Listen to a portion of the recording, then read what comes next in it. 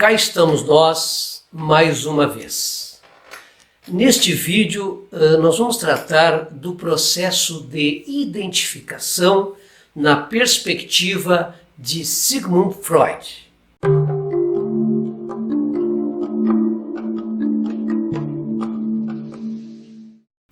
O termo identificação também pertence à linguagem comum. Vejamos. Meu senhor, muito bom dia. Temos um breve comentário para a televisão. Antes de mais, identifique-se. O senhor não quer falar? Identifique-se primeiro, não é para a televisão. Qual é a televisão? Quer que eu lhe diga? Nesta cena, o uso do termo identificação é tomado como substantivo usado no sentido transitivo correspondente ao verbo identificar. Identificação, nesse caso, refere à ação de identificar-se, de reconhecer alguma coisa ou uma pessoa como idêntica a si mesmo.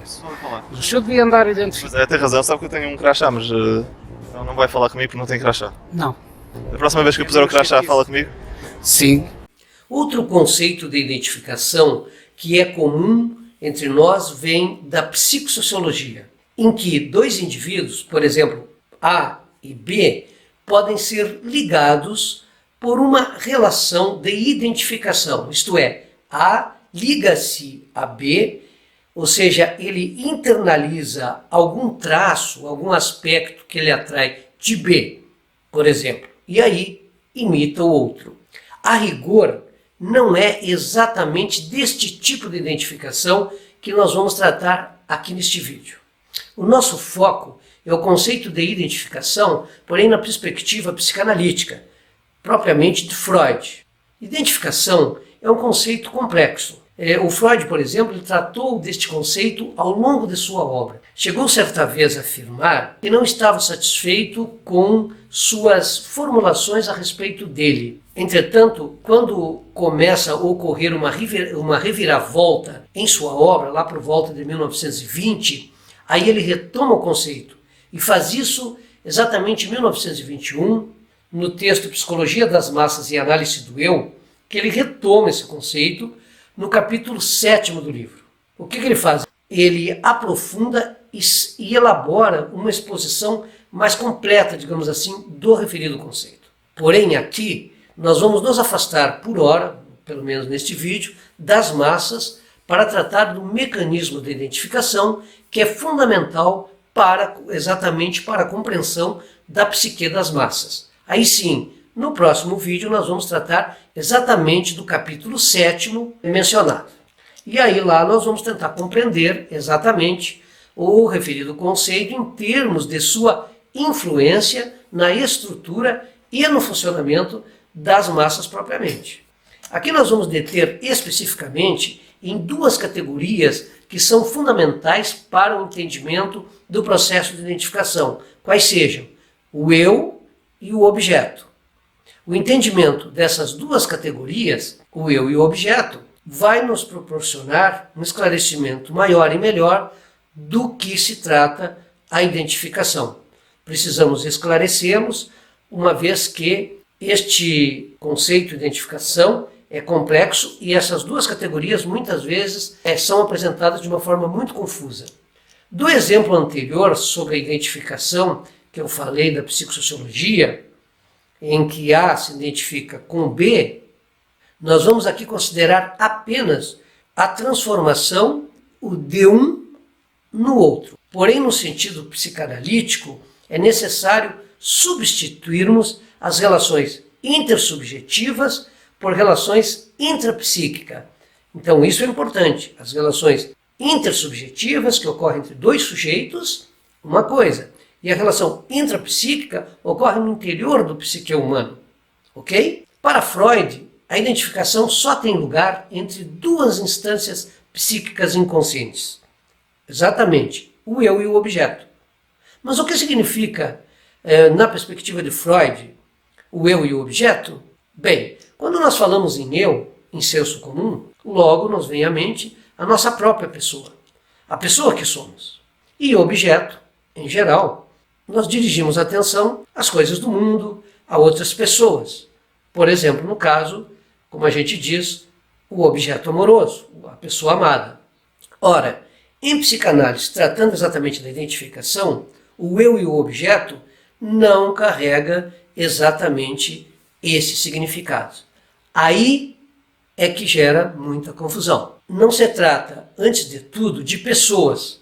Portanto, quando falarmos aqui em eu e objeto, estamos tratando de instâncias psíquicas inconscientes. Ok? Guarde isso. Esses dois polos, o eu e o objeto, entram numa relação, aí sim, de identificação a nível inconsciente. O Freud procura dar nome a esse processo, então, inconsciente, realizado pelo eu, quando este se transforma num aspecto do objeto. Existem dois tipos de identificação, que eu vou falar muito rapidamente aqui, que é a identificação total, como objeto total, e a identificação parcial, identificação do eu apenas com um aspecto, um atributo do objeto. Por isso afirmamos que o objeto é a representação psíquica inconsciente desse outro, e não, repito, da pessoa desse outro. A rigor, existem representações inconscientes ou representação inconsciente do outro. O que existe são apenas essas representações a nível inconsciente, à espera de um outro externo que venha ajustar-se a elas. Esse outro nem sempre é uma pessoa viva.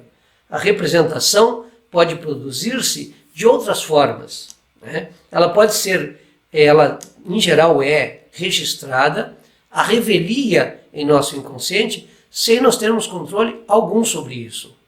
O que eu estou tentando mostrar com isso é que a identificação pode ocorrer, por exemplo, através da captura e fixação de um detalhe de um relato ligado a um personagem. Porém, um detalhe ou aspecto que foi isolado, desligado da personagem evocada no relato, que vem inscrever-se, como eu disse, a revelia no nosso inconsciente. Isto é, que veio encaixar-se no molde de uma representação inconsciente prévia, que já se encontra ali.